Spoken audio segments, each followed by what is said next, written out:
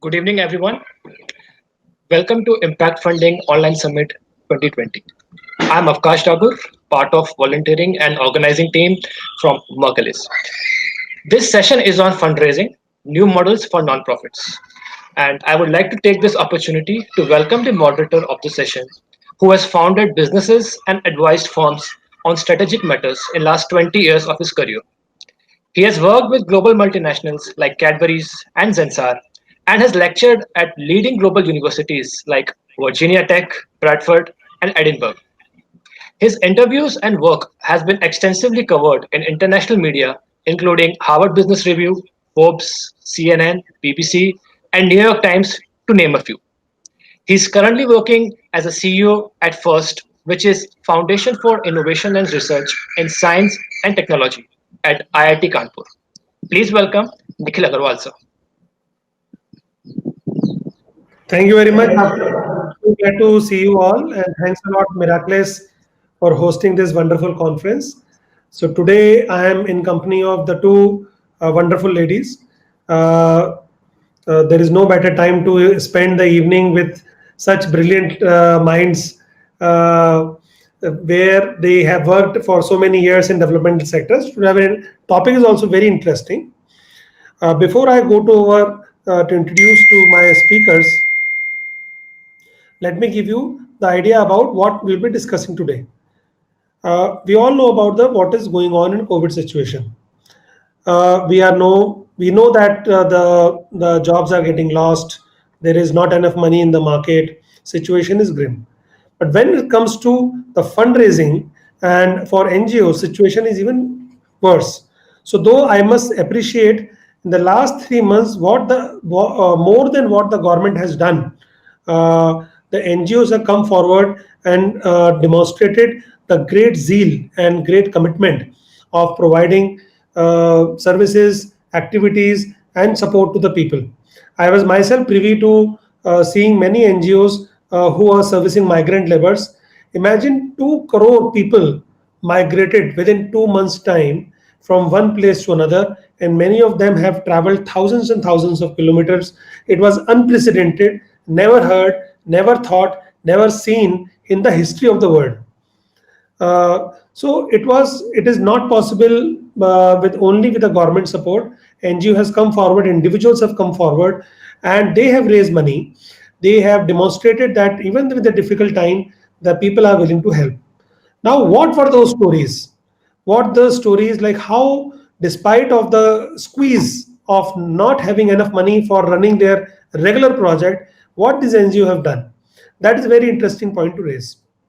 I was reading an article recently which says 30% to 60% funding will be decreased for the NGOs in the current fiscal year. In the last sessions, we have heard that the CSR funds was already less and it will be cut. On a contrary, similar time last year in economic times, it was said the NGO funding will be increased by 11%. So what has changed in during the last 1 year? That is another interesting point to raise. Uh, Now, one of the articles which I was reading in Forbes, so one of the CEOs who was saying that when he started approaching the corporate, they say, don't ask for money just now. So that's what the story I'm sure the Rashri and Anshu will also share. The my recent conversation with few CSR heads of the large PSUs, they said we will be delighted to support you. And let me tell you a little bit about our work, what we are doing at IIT Kanpur, and why this particular session is also important for institutions like us. So he said, don't ask for money because majority of the money we have deposited in PM Cares, and that has also hampered our current work. So during the start of the crisis, IIT Kanpur has taken up the leadership position in finding technologies which can support in COVID times. One of the issues was finding the ventilator. So in India at that time, there was hardly 10-15,000 ventilators available, and many of the cities across India has never heard, the hospitals have never heard the term ventilator. Imagine the whole concentration of the ventilator was in top 5, top 7 cities. And even in today, some statistics say there are less than 700 or 1,000 ventilators available only in Delhi.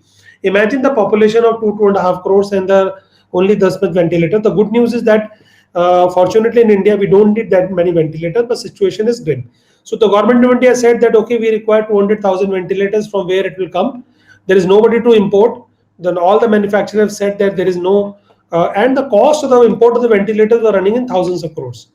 So one company came forward. They said, okay, we will design the ventilator for you, and you will be so happy to know. I cannot name the where it has been tested and all, but the today, in the last 10 weeks, the ventilator was developed, designed, produced, and today there are patients on the ventilator. Imagine something which was not there 8 9 weeks back. Today there is a person's life depend on that machine.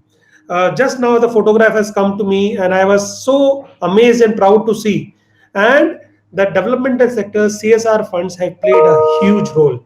We were able to raise money because there was no money available with IIT, there was no money available with our startups, and they came forward and they have supported that idea. So with this, I want to introduce my wonderful panel.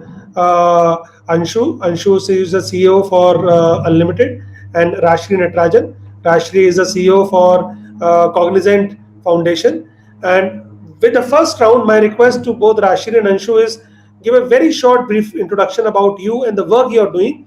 Kindly limit your answers between 1 minute to 3 minutes. Over to you. Okay.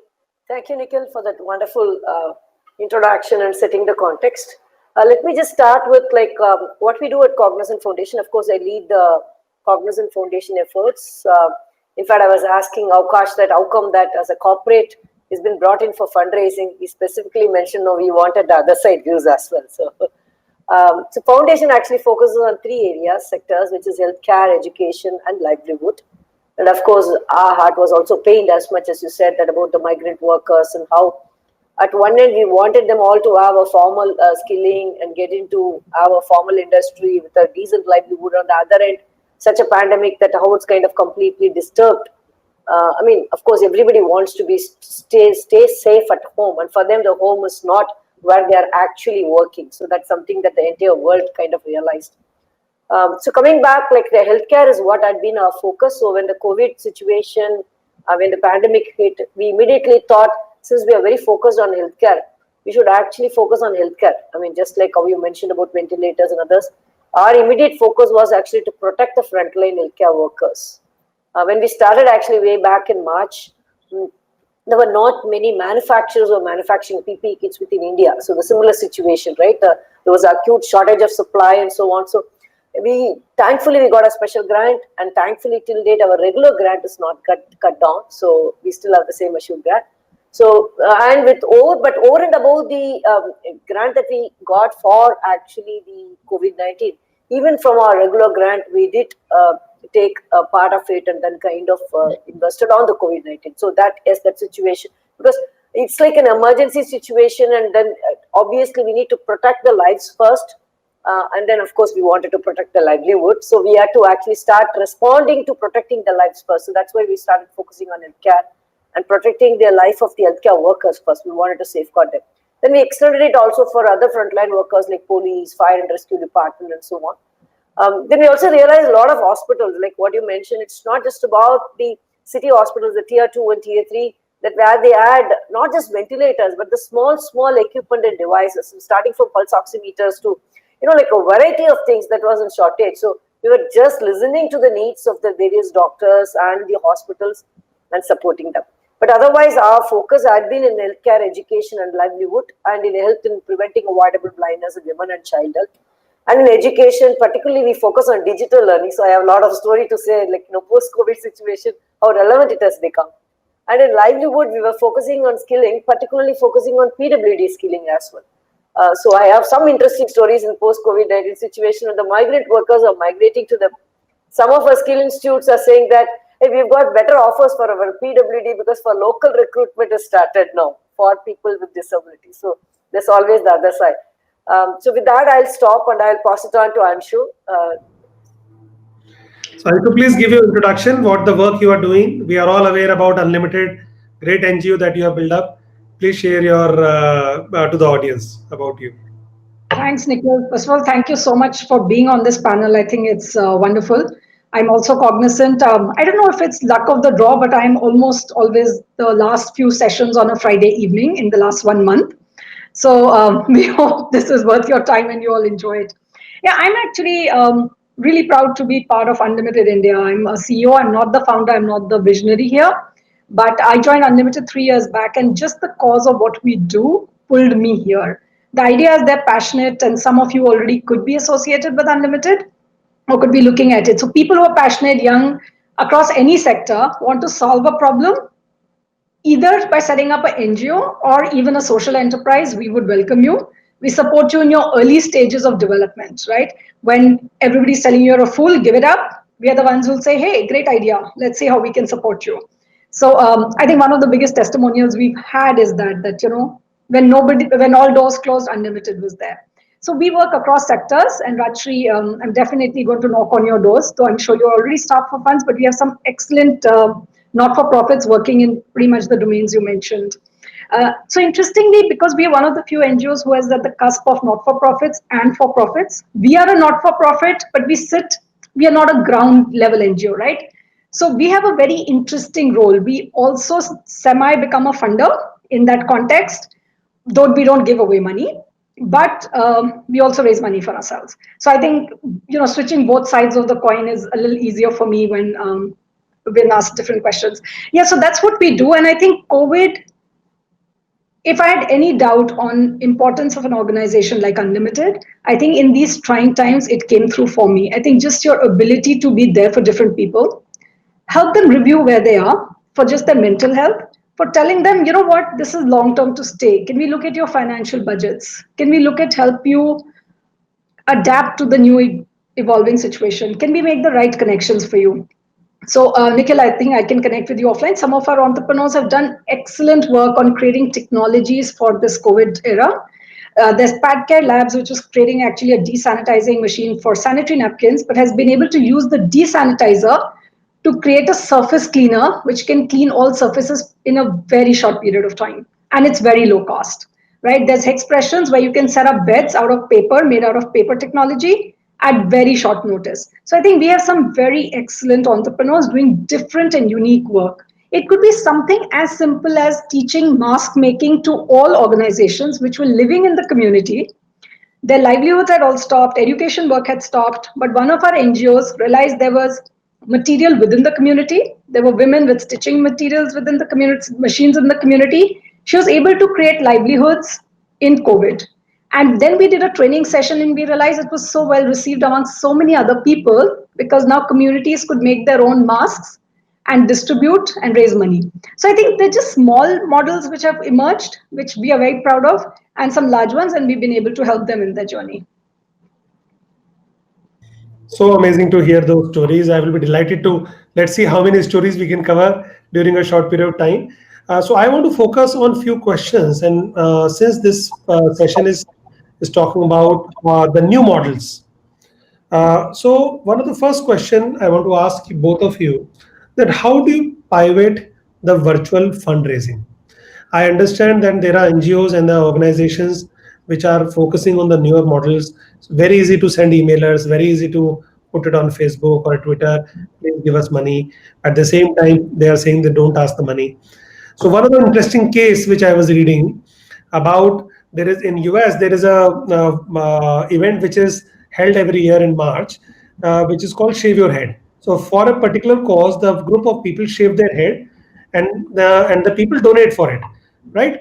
So they were not doing it for obvious reasons. March, the US was shut down.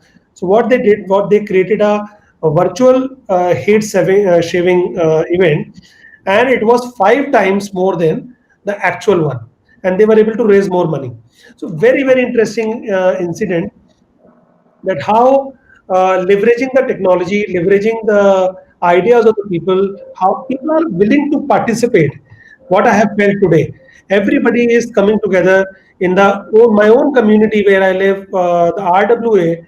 The people like who are driving the most expensive cars, and we said like they are the most snobs, S-class Mercedes and all. They were like looking. You don't see them at outer their houses, but during the COVID time, they were standing on the door, they were supplying vegetables from door to door. I have seen that kind of commitment from the people coming out. And those. So how do we uh, pivot this virtual fundraising? What's your opinion about it, Anshu? So I think one is fundraising, right? Pivoting, of course, I think people are very creative. There are different ideas. Crowdfunding has become, so one is doing these special events, right? Where you're able to raise money. I have seen people who weren't askers asking and leveraging their networks. So, like I'm in Hindu college, I'm from Hindu college, and I have a network now going of Hindu college where different people who are doing different things are fundraising within the network. And like you said, people are coming up to give money. So I think it may not necessarily be newer models of fundraising, but I would know more about newer ways of engaging with fundraising, right? So people who were shy to ask, today are asking. People who weren't giving are wanting to give. Sometimes they just don't know where to go, right? So the amount of money I think Milap, Keto have raised, if you put up a compelling proposition, money is coming in. So I think for me, it is about getting your story right. Are you doing current COVID? Are you doing a new product? Are you, just working with the migrants? I think those are that's what I would rather focus on, because eventually events will again depend on your network. I know smaller initiatives which are fun, like money raised for the family tambola going into a cause, people making chapatis, like it's spreading like wildfire. I think every housing society in Bombay is making chapatis and giving to people who don't have. That's a way of fundraising, correct? So I think there is community mobilization, there is networking, there is asking, making the right ask, and engaging people in the giving. I think I would just call them as newer models of fundraising just for COVID.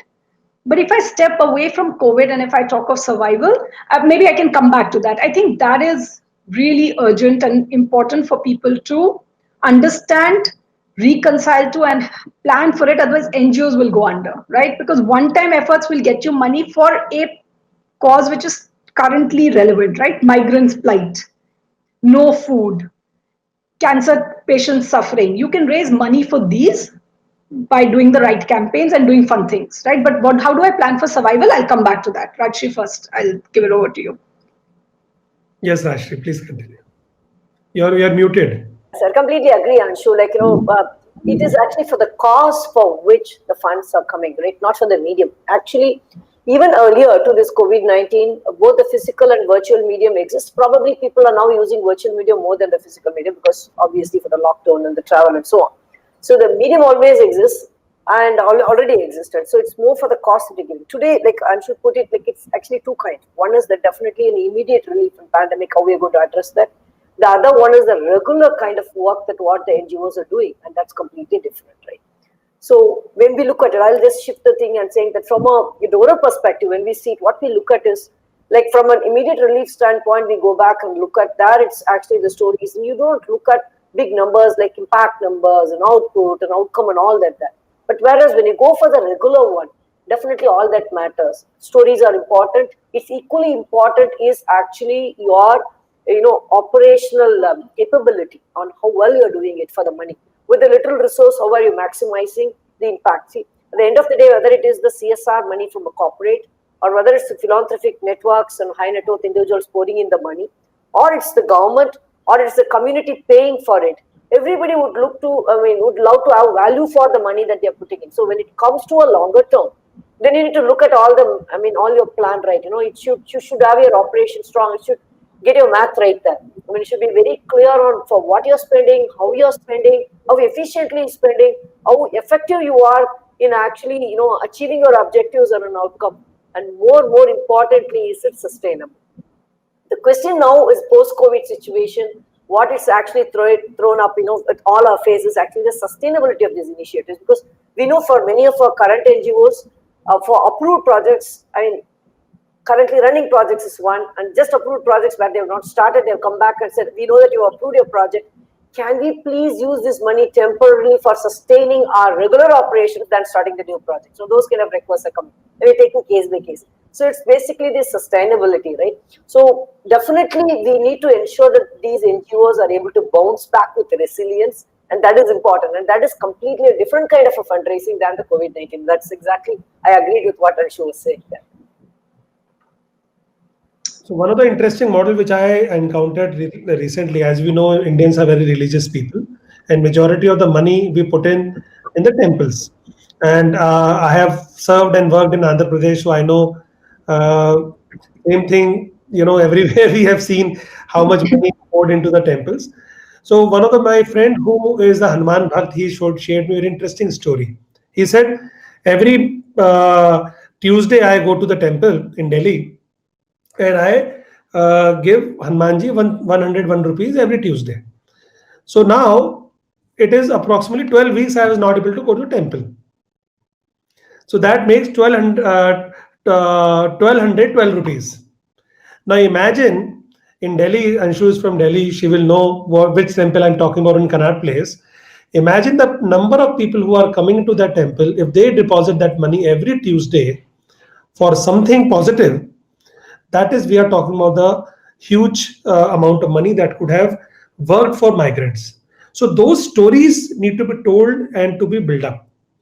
In your opinion, in your experience, please share anything of this sort which people have used, or in your organization, people have used some unique methodology of raising money, and what are the issues that will emerge in the weeks to come. Not just like post-COVID about the care, about the PPE kits, about the ventilators, about the migrant workers, but I am sure the huge set of problems will emerge as we go along. What are the key problems and how do we resolve them and how do we raise money for them? Starting with Rashri. I have to step out of the Cognizant Foundation and the Cognizant role here, because I also volunteer for NGOs, and I also run at a personal capacity. We run an NGO and so on. Of course, it's it's more funded with a limited set of people and so on. But I've seen people like working in very, very innovative way. Like Anshu mentioned, right? It's always not the money that needs to be donated. It can also come in kind. I know a friend that who quickly came back with something like an I give a app, and just connecting. It's like connecting between the people who wanted to give something, who want something in surplus and want to give it to somebody else type. So things like that. You talked about this kind of a bhakti movement, right? It's not just that people only pay for these temples and money stays there. Many of these religious and spiritual organizations in India, one good thing is that many of them opened up and they themselves started feeding the migrants, right? The amount of people, volunteers, and there's a volunteer network in temple and religious and spiritual organizations, such a strong network. So they've come together, they've cooked and taken care and all that. But ultimately, the root problem of migrants wanting to go back, right, to their native places and walking, that is different. But at least where they fit, I know that many of the organizations where they came together and actually started looking, like how they can solve it. And the other thing is like about people with disability, right? Visually challenged and others. It's not just about the food problem. It's about the day-to-day living and survival, because most of them were actually these opened up petty retail shops in trains and streets and so on. So they completely lost their livelihood. So there are a lot of people who have come together innovatively. So the networks, it's not just about the Milap and other platforms and so on. If there is one, we call them as a linchpin in a network, right? If there is one strong influencer, they go, and even WhatsApp was used. Maybe people only know about Milap and other things, but a lot of private WhatsApp groups, as we are aware of, many of them actually just connected into the network, and then they bring the stories. They come community kitchen, as Anshu talked about. These kind of temples and other things turning out and opening up their kitchen for others to come and cook. So there are several, at the grassroots level, a lot of small things that have happened actually that have made a big difference. But all of this, right, would it sustain on the longer run for a longer term resilience and revival of this NGO? That's completely a different question. Okay, so that is where I feel that some of these methods would completely not be applicable, and that we need to have some systemic, relook at the strategies of these NGO, what we can do, the projects and programs that they were doing, how relevant it is in the post-COVID-19 situation. It may be relevant, it may be important, and we should also worry about relative importance now. Because when everybody's kind of taking a share of the money, then we need to look at the relative importance of that and how they need to dovetail, or kind of pivot their programs were built to kind of adapt to the post-COVID situation. That is something. For example, the same, the skilling. I know we keep talking about a lot about skilling because that's very close to our heart from livelihood. No, we were actually looking at what type of skilling that or what's that we should do with all our skilling projects. So we relook at like a local livelihood for these laborers, probably more agri-based. I mean, then what happens to industry and how do they fill their gaps? So should we kind of expand that base with more PWD skilling and so on? So there are a lot of other things that we need to look at when we look at a longer term. But many things that I saw is that in smaller groups, leveraging of technology was automatic. We only know about big platforms, but there are a lot of small platforms starting from Instagrams to Facebook groups to WhatsApp to Telegram. Everywhere people were actually kind of coming together and doing it. That's what I can tell from all my experience that I've seen. Thanks a lot for sharing this. Anshu? So, yeah, I think Rajshri covered. Actually, Nikhil, you've been sharing more of these innovative models, but I think some of them which have struck me is one is platforms which came together where professionals sang. There were professionals who were CEOs of companies, and they did such a cool job of fundraising through those 1 hour of singing, and people attended it. Your friends all attended it. In that moment, you gave money. So I thought that was an interesting way of fundraising, using an existing platform but getting your networks together. It was really nice, and it was also a personal connect. So that was one I thought interesting method.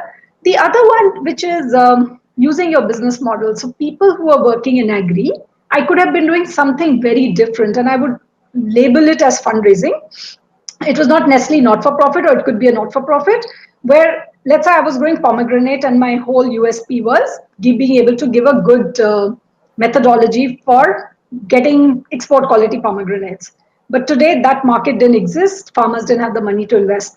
But did I convert into aggregating the other fruits and vegetables and getting doorstep delivery collaborations so that fruit and vegetable would reach different cities, and lots of farm agri companies pivoted. I think to me that qualifies as a unique fundraising, right? Because you kept your farmers alive, you kept yourself alive, and you did a service. One of our for-profit NGOs, enterprises, works with digital mapping of conditions in the sea, so she could warn fishers and government on cyclones and whole of other things, or whether fish. But she realized in COVID that there was this problem of fishermen were still catching the fish, but they didn't know how to sell because all the value chain had stopped. So you pivot and you actually get into the value chain so that fish will reach the consumers and the fishermen will have livelihoods. That's another way of fundraising, right? So they're not traditional fundraising that you're looking for, but these are different ways where people stepped in a way that would sustain people's livelihoods or organizations. So I would just qualify all of them as fundraising for the context of uniqueness. So thanks a lot. Just to tell our listeners, you can post your questions on a chat box. There are already 4 or 5 questions which have already come in. In the last 15 minutes, I would like to take up a few questions and which are possible and relevant for this session. We will raise them to the speakers. Now, there's another issue which I want to raise and which I want your opinion about is about the new fundraising model for science and technology, which is my subject area. So what happened, I can tell you very interesting insights. IITs and startups were always trying to raise money through CSR, which was not possible, right? Because they said, okay, it is a government institution, it has to be raised as equity or something. In the last 3 months, I have spoken to at least 10 very, very large companies, CEOs, myself. ITC, ICICI Bank, HP India, Naukri.com. And you won't believe every single person came forward and participated. When we told them that we are building the new technologies which can be used in the COVID and post-COVID situation, whether it's an N95 mask, whether it was oxygen concentrator, you will be very glad to know that 2 technologies, what we have done and supported by the CSR were tweeted by not less than Prime Minister himself. 15 days back, he tweeted about the ventilator project. 5 days back, our intelligent disinfection tunnel, which is developed by QPro Health, that was tweeted by the government of India. And now, by small participation uh, by the CSR into the science and technology, we are seeing the lasting results. The dependence on, like what the Prime Minister says, Atmanirbhar Bharat. So one of the question which I want to ask you, that how the NGOs can participate in building the Atmanirbhar Bharat and participating in science and technology, so that we not only provide support for hungry people. I know it is extremely important, but at the same time, we have to teach them how to fish, not just give them fish. Rachi, you want to go first? Nikhil, I mean, I'll take the question from a healthcare standpoint because that's where our focus is, right? I mean, as you're aware that, I mean, of course, we didn't do it for the ventilator, but we've got some interesting proposals of, sanitizing of PP, technologies for sanitizing PP and reusing, because at one point of time, PP was also in shortage and so on.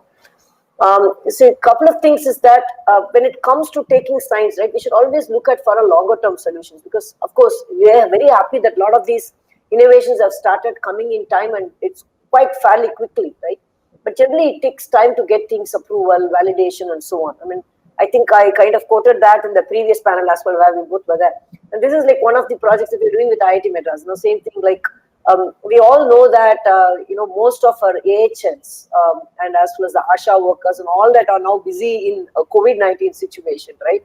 So normally, if you look at it, bulk of the government healthcare expenditure would go towards women and children, because all our PHCs revolve around women and children.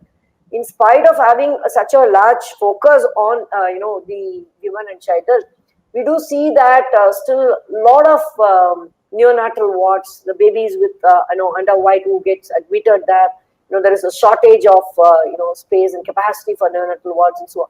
So and of course they do get discharged, and then the biggest challenge that people had was that how do we monitor? There is a risk of losing the baby if, even if a slight variation in the temperature could kind of alert the risk. But what if the mother in the rural areas are not aware and when to bring them? So there are two problems. One, they were either rushing the babies for every small, change, or they were not turning up on time and therefore losing the babies and so on. So this is one of the very innovative products incubated from IIT Madras, as we are saying, that where it's an IoT based device where it's kind of goes back and gives that signal back to the ASHA workers, the parents, the base hospital, so that they all get alert and so on. So in fact, this was a project which was approved pre-COVID, place, and then we were wondering that whether we can actually launch it now during the COVID, because during the lockdown and so on. But one thing that we realized, that even the government wanted the project to get kick-started, because now all these ASHA workers and others actually are deployed into COVID-19 and other things. And now at least with these kind of digital devices, it is a lot easier. They don't have to bring the babies unnecessarily to the hospital, which is as it is, overloaded system.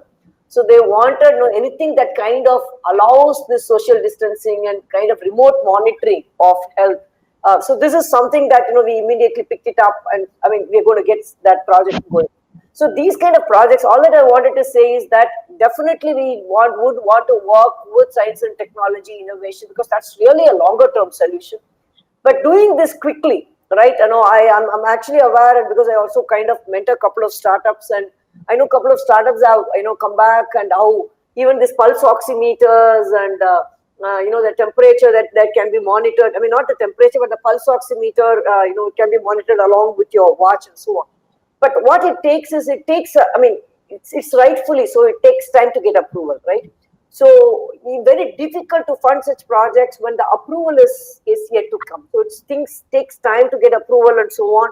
So some of these, and that is the challenge. And when it comes to these kind of a COVID-19 kind of a pandemic situation, betting on science and technology, which is still not approved, and which, we realize that it's actually but of course the processes have also improved. I think it's quite a fast-tracked approval. I mean, for example, I know for at least a mask making, how the Sitra certification and other things were kind of really, started coming. We also learned, we had to learn about the certain approval process and so on, because we don't want to be, I'm kind of playing the role of a funder here. We don't want to be, for wrongly funding for something that is not approved and that's going to create more damage, right? We want to be I mean, it's not that risk averse, but yes, we have to take all the precautions to ensure that the lives are protected.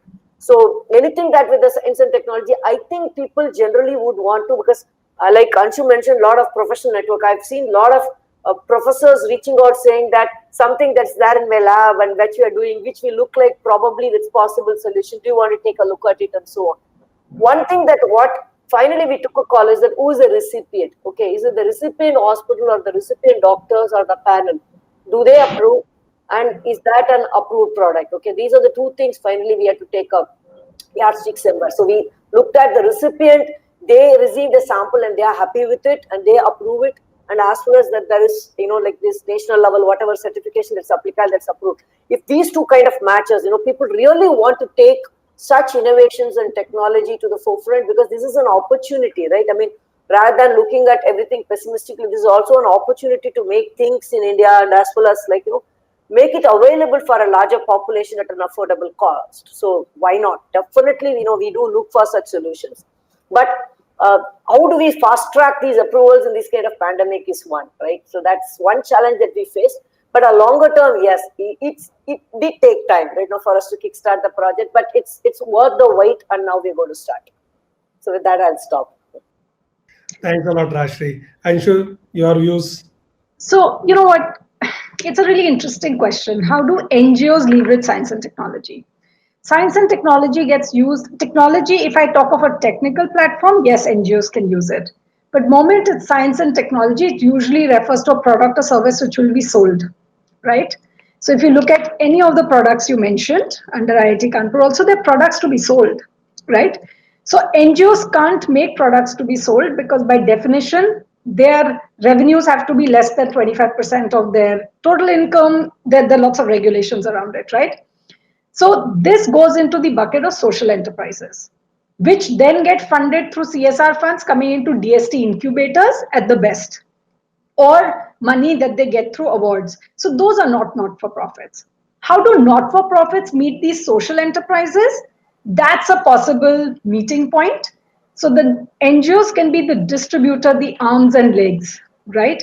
So if there's a great product, which is a simple oximeter, which can reach villages faster, there is the government health system, and then there's the NGO network, right? So they could be the service delivery, but they can't be responsible for making technologies.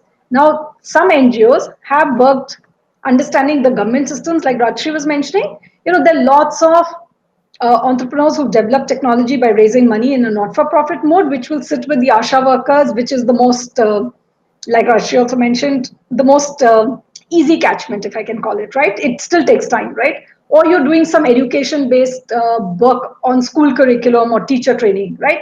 So those technology-based work can be done by NGOs where there is CSR money and they partner with governments for dissemination, correct?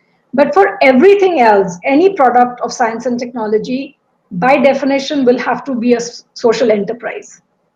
So, just that difference. And so it's very difficult for me to be an NGO and say, I will make a product which I will distribute for free. Who's going to fund me? Where's my sustainability, right? So if we keep that in mind, and I know we are really short on time, but because this has been fundraising new models for not-for-profits, I just do want to say one word to not-for-profits. Guys, you will do well if you survive.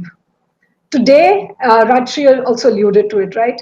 Please make sure you use zero budgeting, use traditional budgeting, but figure out your financials which will survive. Make a story which is relevant.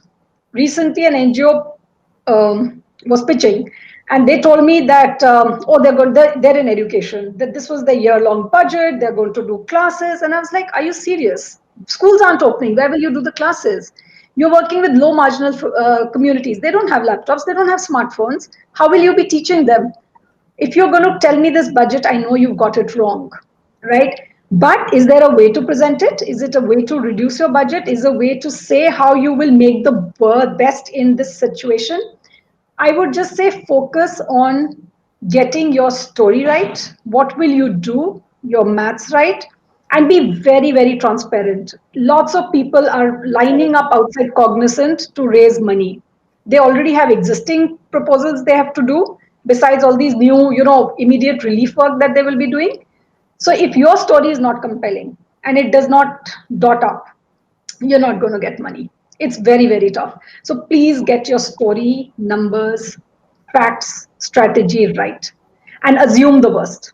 Assume that there's going to be no money for next 1 year, 2 years. So work on zero budgeting as much as possible.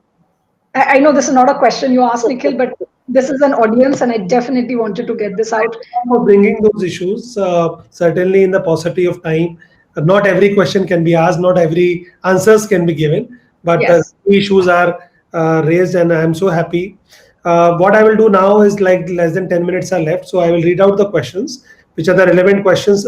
To be fair to all the audience, I'll read out all the questions, but I will take only one or two questions which are more relevant for this speaker panel.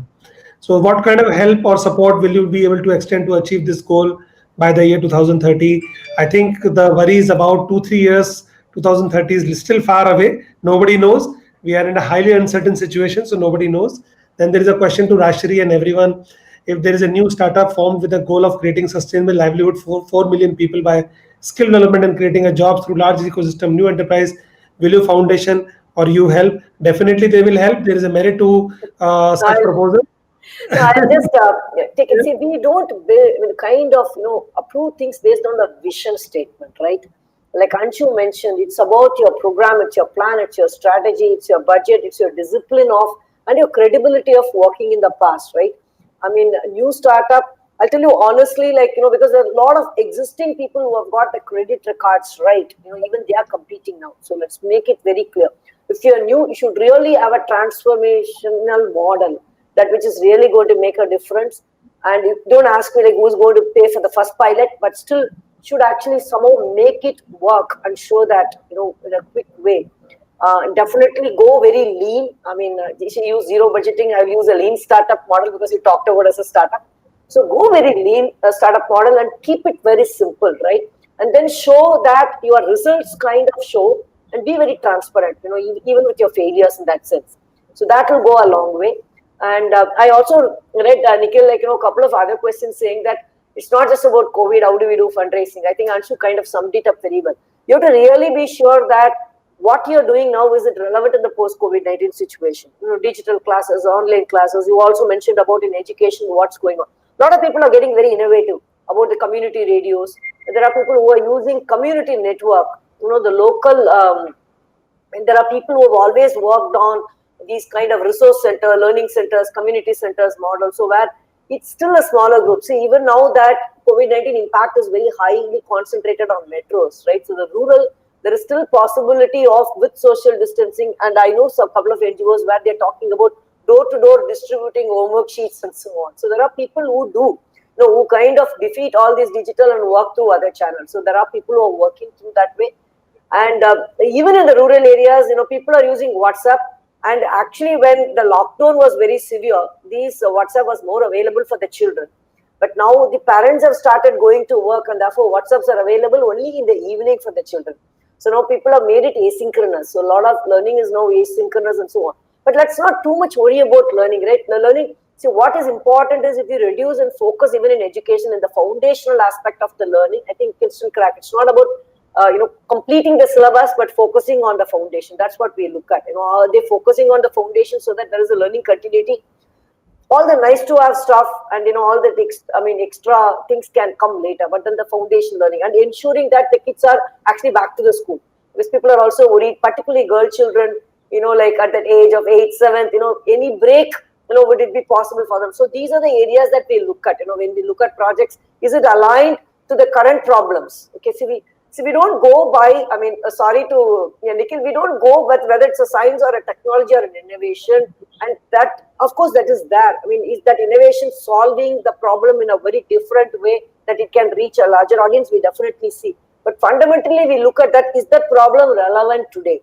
And is that problem relevant how long, right? So the community should actually need that service first, right? It should be relevant for them. And then we should look at all the solutions and other things that's coming on the top of it, and definitely that should actually make. Sometimes, yes, the community may not realize that they need it, but the need should be there. Whether it's perceived and explicitly stated by them, or it is an implicit, but the need should be there. So the relevance of the project and relevance of the scenario, and the solution is more important than anything else. So with that, I mean, any of your longer term should take care of that is my only 2 cents. I'll stop here. So there are other questions regarding the startup that startups are not able to get funds, so how they will sustain for 3-4 years. So with my recent experience, I can tell you, and recently there is an organization which I participate called World Business Angel Investment Forum. It's based out of Istanbul. They have done a survey and it says 95% of the startups will not have money more than to survive for 3 to 6 months. But at the same time, the companies which have come up, there are many companies I can tell you in health tech space and education space, in providing online services. They have been set up in the last 2-3 months. You can check with the ROC. These companies are raising money, so you have to pivot your business model and find out the new solutions. People are still looking for solutions, and there are enough money available in the market where you can, if you are able to tell a story, there is a money available. With this, I want to invite my panelists to give last one sentence about what is your message to the audience for the post-COVID situation or the years to come. Anshu, to you.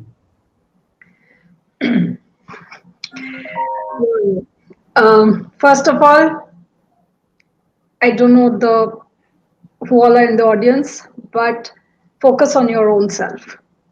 Mental health, ability to transcend these troubled times is very important. If you're founders, if you're entrepreneurs, if you're key donors, all of us have very strong responsibilities. So I think taking care of yourself is the first one. If you're there is when you can take care of others. You can take care of your business. I have entrepreneurs who are struggling with the decision of letting people go. It's taken such a mental toll on them.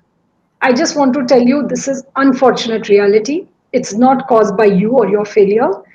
Stay strong. I will keep repeating this line. People who will survive are the ones who will do well. So today you have to think of survival. You will do well. Things will turn around. And thankfully, we're a country of very large population. There'll always be demand. Products will come back in service. Our corporates will spring back. Year, 2 years, we are going to be back in action. It's about surviving this period. So stay strong, stay mentally well, take care of yourself.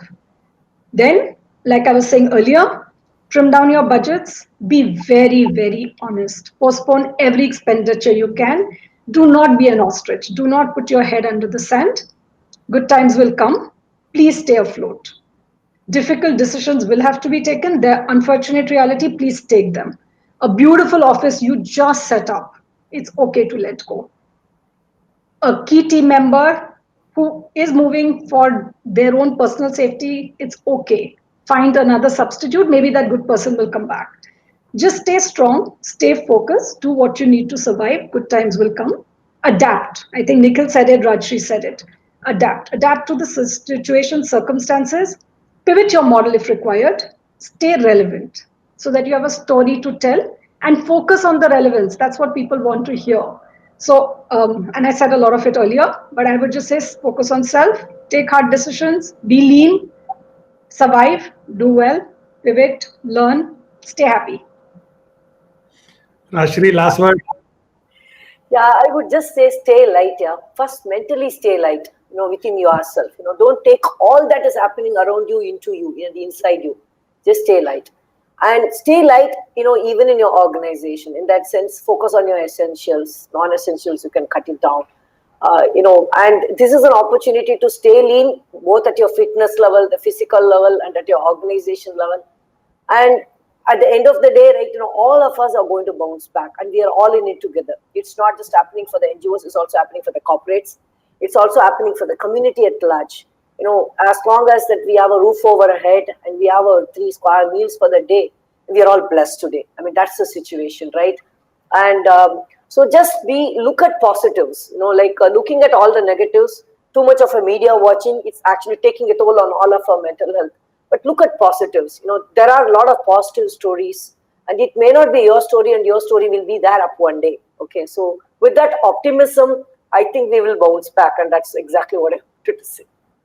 So I agree what the Rashtriya says, stay light. And one of the learnings which I had is like keep drinking green tea. So that will keep you light. What the Rashtriya is doing now. And one more thing, I want to acknowledge the presence of Avkash. So I think this is the message for a lot of young people out there who are thinking that what will happen next. You can participate. You can reach out. I'm sure he reached out to the Miraculous team and said, "Okay, I want to volunteer. I want to do something different. Just not watching Netflix or worrying about my own future, but let me do something. Let me hear out." So, Avkash, one thing I can tell you, after participating and learning from this conference the last 2-3 days, you will learn more what you have learned in 6 months' time, and that will take you ahead. So, with this, I would like to stop. Thanks a lot, my both panelists, Anshu and Rashri. Thanks a lot, Avkash, and thanks a lot, Vishal and the team for making this conference happen. And hope to see you all very soon. Bye bye. Thank you. Thank you so much. Thanks, Nikhil.